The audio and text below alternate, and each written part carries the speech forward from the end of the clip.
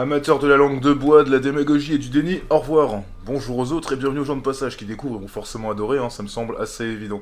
Alors je rappelle avant de commencer que si vous avez des questions, ou si vous n'êtes pas d'accord avec ce que je m'apprête à dire, laissez un commentaire, je le redirai encore et encore et encore. J'applique ce que je prêche, donc à partir de là, je reste ouvert à une critique constructive. Et j'insiste sur le terme constructive. Donc comme promis, on va aborder la position de la famille aujourd'hui. Ce qu'on peut s'accorder à dire en ce qui concerne la famille, c'est que c'est un choix strictement personnel, ce n'est pas un choix citoyen. La décision finale ne revient à personne d'autre qu'à vous, alors qu'elle a un impact direct sur la nation et la vie citoyenne. Or, le constat triste aujourd'hui est de constater que l'opportunité biologique ne s'aligne plus sur l'opportunité économique. Qu'est-ce que j'entends par là? C'est-à-dire que le modèle 2 adultes, 2 enfants au sein du foyer, qui s'appliquait pour nos grands-parents, ne s'applique plus pour la majorité d'entre nous, malheureusement. Je pense que personne ne va me contredire quand j'affirme qu'on entre dans les premières étapes d'une dépression économique, non, c'est pas les 30 glorieuses, on est d'accord. À partir de la question, quel est le moment idéal, selon vous, pour fonder sa famille? Je vais pas y répondre maintenant, mais gardez-la à l'esprit, on va essayer d'y répondre au fur et à mesure des vidéos. Dans tous les cas, si on met la famille en parallèle de la vie citoyenne dans son intégralité, on se rend compte qu'elle vit un paradoxe. D'un côté, elle est le type de foyer qui aurait le plus à gagner à travailler dans la continuité de la mise en place d'un état bienveillant, mais elle est en même temps celui qui, au mieux, qui reste d'ailleurs le pire des cas, sera aussi celui qui manque le plus de temps pour le faire, et au pire, pour de vrai cette fois, pourra être celui qui s'en désintéressera le plus, sauf si son seul intérêt est en jeu. Je vais mettre ce problème en lumière pour vous. On va s'intéresser d'abord à l'implication du foyer famille dans la vie citoyenne en général. Premier schéma de support, l'impact du statut civil dans la vie citoyenne. Très simple. Tout partira du foyer pour interpeller l'État en passant par la nation. Et vous serez représenté à un niveau individuel par ce moi qui apparaît déjà sur le schéma, et qui constituera donc pour le moment un foyer d'une personne. À ce moi, on va tout d'abord appliquer 2 filtres, qui sont le filtre de l'urgence et le filtre de la préservation. Le filtre de l'urgence constituera celui de la gestion de vos impératifs, de vos priorités. Ce que vous ne faites pas pour vous, personne d'autre ne le fera. Donc vous passez comme ça d'une urgence à l'autre, dès le lever le matin. Vous allez au travail, parce qu'il faut bien gagner sa vie. Ensuite, à un moment donné, vous allez peut-être aller faire les courses, parce qu'il faut bien manger. Vous allez mettre de l'essence dans la voiture, parce que pour vous déplacer, vous en aurez besoin, et ainsi de suite, et ainsi de suite. Je vais pas rentrer dans une liste trop exhaustive non plus, vous avez compris le principe. Le filtre de préservation représentera tous les ajustements à faire et toutes les décisions à prendre au quotidien de façon à se protéger de la pression sociétale et essayer d'y survivre. Donc là aussi, si on rentre dans le détail et qu'on prend un exemple, ça nous donne que pour pouvoir acheter une voiture, il faut avoir une activité qui génère des revenus, de façon à pouvoir la payer. Ça peut aussi être sacrifier un item de dépense dans le budget de façon à l'équilibrer parce que les temps sont difficiles et qu'on peut plus se le permettre. Vous voyez le filtre de préservation comme tout ce qui sera lié à l'objectif de s'inscrire sur la durée, sur le long terme, et pas de finir sur les ponts demain parce qu'on a déconné. Maintenant que les bases sont posées, ce moi, quand il se tourne vers la nation, va chercher un on qui, dans la théorie, représenterait les valeurs de la République. À savoir liberté, égalité, fraternité et bon sentiment. Mais on sait que tout ça c'est très flou, ça n'existe plus vraiment, on sait plus trop de quoi il s'agit exactement. Donc dans la pratique, on se reconnaît dans les valeurs qui nous sont propres, les valeurs qui nous font écho. Donc c'est selon positionnement, c'est du cas par cas. Là aussi on ratisse large, ça part des gens qui suivent encore la politique politicienne de la façon dont elle se présente et qui nous disent ouais faut voter pour Mélenchon, faut voter pour Asselineau, enfin toutes ces conneries, jusqu'aux mouvements dissidents les plus radicaux en passant par le nationalisme. Donc à vous de voir où vous vous inscrivez là-dedans, peu importe. Quoi qu'il en soit, quand on observe les agissements de l'État ou qu'on se retrouve en face, on fait face à un bloc il qui est unanime. Alors sur la forme, il va être amené à changer, c'est plus ou moins la même chose, d'accord? Mais droite, gauche, tout ça, enfin tout ça c'est fini, c'est fini, ça fait des années que c'est fini, c'est la même chose. Donc sur le fond, ils sont exactement les mêmes, et ils ont les mêmes intérêts sur le long terme. Je vais me permettre une parenthèse, pour les derniers qui y croient encore, si vous avez plus de 30, allez on va dire 35 ans, je vais être gentil, je vois l'argent. Si vous avez plus de 35 ans et que vous en êtes encore là, mais qu'en même temps vous chouinez parce que la vie est dure, vous êtes un con. Je suis désolé, je vais pas faire de détour, mais vous êtes un con. J'ai prévu une vidéo qui devrait encore arriver avant octobre, en tout cas je vais tout faire pour, où je vous démontre la politique en 2 minutes. 2 minutes. Or forcément la vidéo sera plus longue, mais bon, synthétisé, 2 minutes. Donc restez dans le coin. Parenthèse close, je continue. En cas de coup dur, peu importe le quand et le pourquoi, vous pourrez toujours avoir le soutien de votre famille, celle dont vous êtes issu, qu'on va appeler famille 1. Vous vous connaissez et d'une certaine façon, les filtres de préservation s'entrecroisent, vous avez des intérêts communs. Ils ne sont pas tous les mêmes, mais vous avez des intérêts communs. Dont celui de rester en vie déjà, c'est pas mal. Arrive le moment où vous décidez de fonder votre propre famille, donc on va appeler famille 2. La première chose intéressante à noter dans cette transition est qu'il y a une forme de compromis. Quand vous êtes tout seul, vous pouvez vous permettre en fait de vivre dans le respect de vos convictions, d'accord? Vous vivez avec les conséquences de tout ça, elles peuvent être très négatives d'ailleurs, mais vous pouvez vous le permettre. À partir du moment où vous avez fondé votre famille, vous ne pouvez plus vous permettre ça. Donc la parole devient moins libérée. La parole est plus mesurée.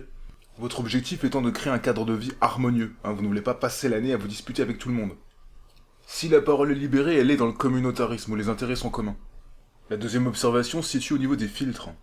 Non seulement les deux filtres vont se transférer sur le noyau familial, mais en plus, si on rentre dans le détail, sachant que maintenant vous avez au moins 3 personnes à gérer, incluant vous-même, les urgences vont devenir exponentielles en termes de besoins et de temps, sachant que vous êtes lancé dans un marathon sans relais.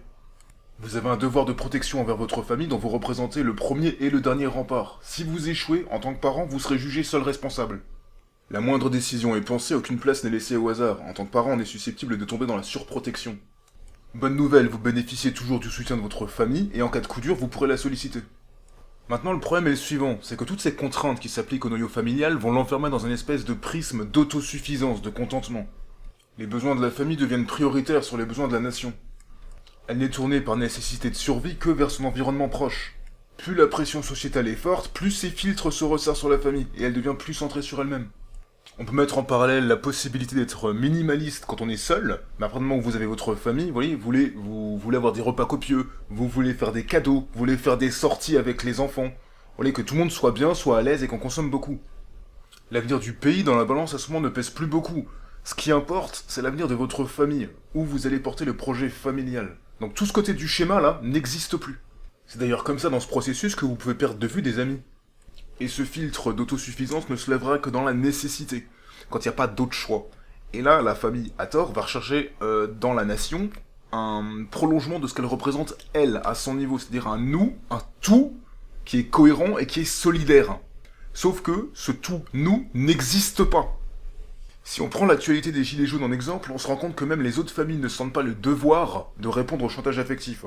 On n'arrive pas à faire manger ni à habiller nos enfants. Alors vous voyez, on s'indigne, mais de la même façon qu'on s'indignerait devant les bébés africains qui meurent de faim.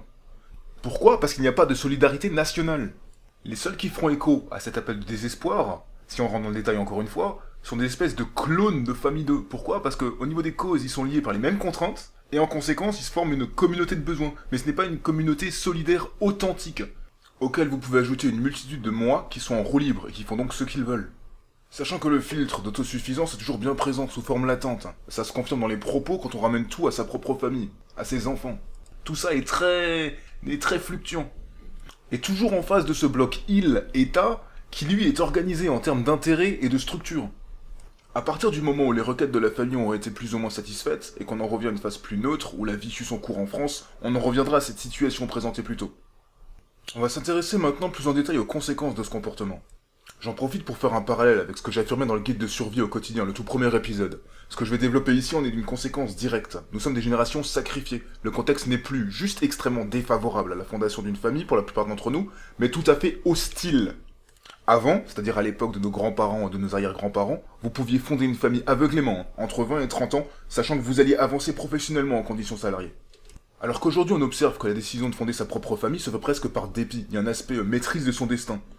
Je subis toutes les décisions sociétales et j'y peux pas grand chose à mon petit niveau, donc quitte à pas réussir ma vie professionnelle, je saurais réussir dans ma vie privée. Vous voyez, un côté résigné à tout ça, un côté égoïste. Je dis égoïste parce qu'au vu du contexte économique, on ne fait que renouveler une population de drones, d'esclaves. Pour en revenir au sujet, comme on vient de voir que la famille est détournée d'une grande partie de la vie citoyenne au courant de l'année, les questions importantes quant à l'avenir du pays restent en suspens, et advienne que pourra, elle va le payer quand elle tombe dans la nécessité la plus stricte et qu'elle en appelle à la solidarité nationale. On s'en va le constater aujourd'hui dans les manifestations, où les catégories de population les moins aisées confirment en plus de ça qu'elles n'étaient déjà pas aisées du tout le jour où elles ont décidé de créer leur cocon familial douillet. Il suffit par rapport au schéma précédent de prendre en plus la contrainte du statut professionnel et tout prend un sens très rapidement dans la manifestation. On commence par poser les contraintes civiles, en termes de statut, de dépendance à l'État et d'intérêt. Poser un foyer de référence dans lequel les occupants ne sont pas mariés et n'ont pas d'enfants. La dépendance de ce foyer à l'État s'en retrouve donc limitée, ne serait-ce qu'en termes d'aide financière. Et on va exclure d'office le profil qui considère que son intérêt propre est supérieur à celui de la nation. Je vous rappelle qu'on est dans un contexte où on en appelle à la solidarité nationale. Donc ces gens-là ne sont pas tournés vers la nation du tout, ils gèrent leur vie dans la façon dont ils l'entendent et n'en ont rien à foutre de rien. Et c'est réciproque. On ne garde donc que le profil qui a un intérêt à un changement de masse, pour le meilleur, de l'avenir du pays. On considérera comme profil de référence à ce foyer celui du célibataire et attribue le numéro 1. Notre deuxième foyer type, on prend les deux extrêmes d'une même pièce, vous voyez, consistera en un foyer dans lequel les occupants sont mariés et ont des enfants. Leur dépendance à l'État s'en retrouve donc totale. Et leur intérêt, comme je l'expliquais plus tôt, est supérieur à celui de la nation. Et je le redis, pas parce qu'ils sont foncièrement méchants, mais par nécessité de survie. Et ce foyer se présentera sur le modèle 2 adultes, 2 enfants, qui ne s'applique plus aujourd'hui, mais qui continue de perdurer malgré tout. Je précise avant d'aborder la suite qu'on aurait pu prendre en compte aussi les autres types de foyers, mais leur situation est beaucoup trop spécifique finalement pour qu'elle ait un impact réel à échelle nationale. Ça ne représente pas le type de foyer de référence pour la majorité des Français. On peut à partir de là mettre en parallèle les contraintes professionnelles en termes de secteur et de domaine, desquelles vont découler des spécificités en termes d'observation. En ce qui concerne les contestataires d'action d'abord, ceux qui sont sur le terrain, qui témoignent et qui font part des difficultés qu'ils rencontrent au quotidien. Je reprécise de façon à ce que personne ne s'y perde que c'est ce qui ressort des manifestations gilets jaunes, mais le modèle s'applique aux manifestations passées et à toutes les manifestations à venir jusqu'à changement. Au niveau du secteur privé, les domaines qu'on considérera comme litigieux, à savoir la banque, l'assurance et les univers qu'on pourra qualifier de prestigieux, ne sont pas représentés dans la manifestation. Jusqu'à preuve du contraire, il n'y a pas de manifestation des bijoutiers de France ou des concessionnaires Lamborghini de France, vous voyez ? Tous les autonomes, à savoir chefs d'entreprise, auto-entrepreneurs et indépendants ne sont pas là non plus.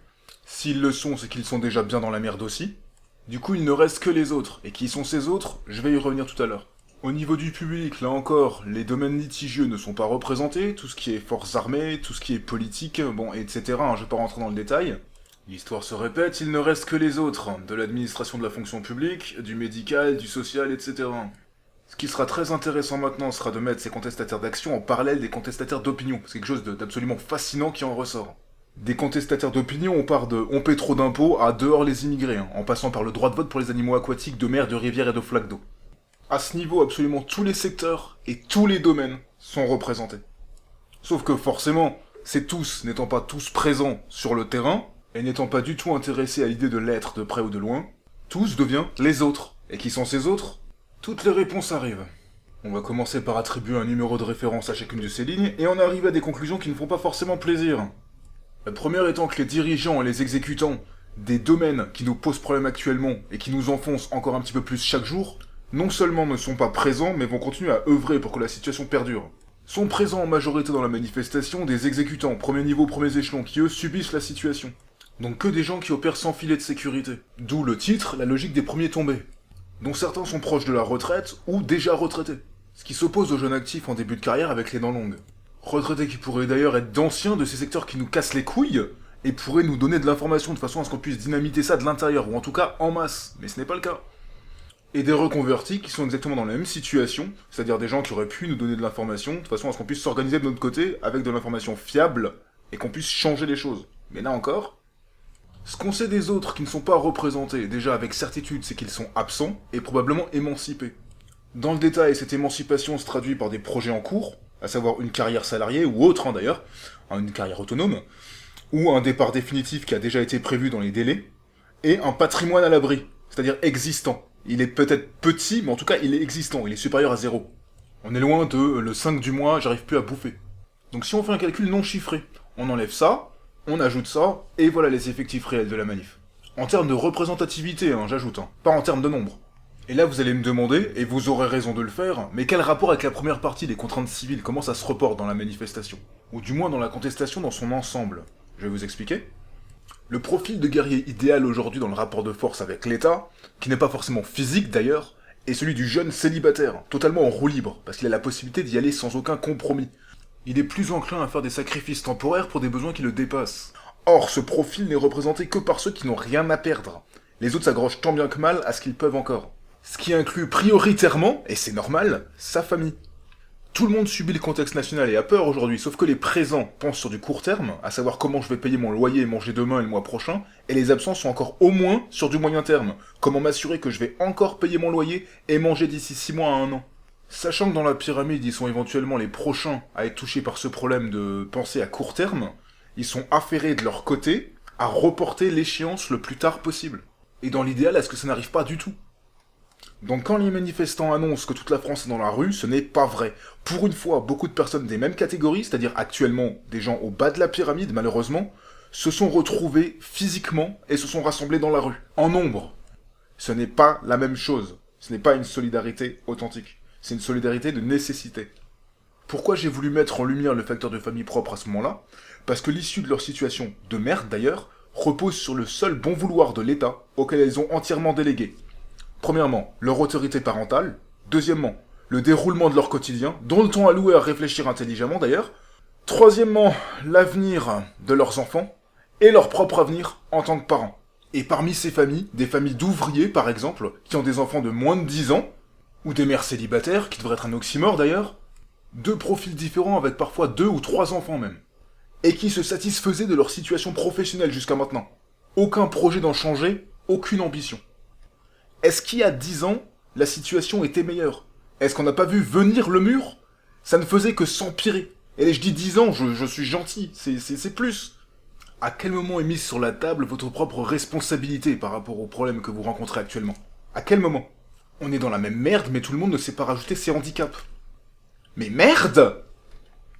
Donc à partir de là, vous êtes de parfaits égoïstes irresponsables. Je le répète, sans trembler des genoux. Je le répète, vous êtes de parfaits égoïstes irresponsables. Parce que vous venez en urgence, dos au mur, demander à une population qui a déjà aussi du mal, de porter avec vous la responsabilité de vos choix tout à fait déraisonnables. On ne peut pas passer l'année à en avoir rien à foutre de rien, si ce n'est de sa gueule, et à en demander la solidarité nationale quand ça nous arrange. Il y a un mot pour ça, hypocrisie. En conclusion, ce qu'il faut comprendre, c'est que personne ne mettra en porte-à-faux ou ne trahira sa famille pour le bien commun, si ce n'est pas indispensable, donc toujours avec cette contrainte d'urgence. À partir du moment où vous avez fondé votre famille, et que vous aurez pu la mettre à l'abri, le reste du monde pourra cramer, pour vous ça restera un mardi 22. D'ailleurs, je ferai une vidéo au courant de l'année sur l'opportunité de fonder sa famille. Si vous avez moins de 30 ans, que vous n'en êtes pas encore là, que votre situation professionnelle n'est pas particulièrement brillante et que vous n'avez pas établi de projet de vie sur le long terme, conseil, ne le faites pas. C'est un suicide lent garanti. Observez ce qui se passe autour de vous. Vous vous mettriez une laisse autour du cou à partir de quoi il faudrait aboyer ou lever la patte quand on vous le demande. Vos générations sont les victimes malgré elles d'une impasse mexicaine, d'une prise d'otage. Vous pouvez remercier vos parents pour ça d'ailleurs. Vous êtes à un carrefour crucial de votre vie où il va falloir faire un choix. Soit votre attention va se porter sur l'avenir de ce pays, soit vous allez fonder votre famille et gérer votre vie de la façon dont vous l'entendez. Mais dans les deux cas, il va falloir assumer pleinement. Ceux qui n'ont pas cherché à comprendre plus loin, après avoir assuré le renouvellement d'une population condamnée à n'être que des drones, sont aujourd'hui dans la merde, avec 2 ou 3 gosses, et subissent de plein fouet sans beaucoup de marge de manœuvre. Si on les entend gueuler, c'est exclusivement dans l'intérêt de leur famille, sous couvert de valeurs nobles et du reste. Vous vous êtes peut-être dit à un moment donné au courant de la vidéo que j'étais peut-être trop sévère, ou en tout cas très pessimiste. Non, non, non. Si vous arrêtez de vous mentir et de donner dans la bien-pensance, vous allez réaliser qu'en fait c'est vrai. Vous en doutez encore? Ok, très bien. Bah si j'annonce par exemple maintenant un événement fantaisiste et complètement inenvisageable, mais qui se passerait exactement de la façon dont je vais vous le décrire dans la foulée, imaginez un représentant d'un parti litigieux, donc peu importe qui ou quoi et ce qu'il représente, mais qui se présenterait avec une mallette pleine de pognon chez des familles en difficulté prises au hasard dans la population, dont celles qui sont actuellement sur le terrain, chez les gilets jaunes. Toutes vont se faire oublier et encaisser l'argent. Au programme, plus de contestation verbale, plus de manif, rien de tout ça. Au contraire, très rapidement, ma main a coupé, hein. Les billets pour les prochaines vacances sont déjà pris, et on choisit très rapidement le modèle de la future bagnole. Oh Thierry, ça fait 3 jours on t'a pas vu dans les manifs. Ouais, j'ai une laryngite. Ouais, mais je reviens dès que possible. Faut tenir, attention, tous ensemble. Eh Martine, ça fait 8 jours qu'on t'a pas vu sur le blocus, ça va, tout va bien? Ouais, mais là, j'ai mal au genou. On se tient au courant. Il n'y a pas de solidarité nationale réelle, si ce n'est sur le terrain des idées. Notre modèle de solidarité est à revoir complètement. Et j'y reviendrai dans la prochaine vidéo.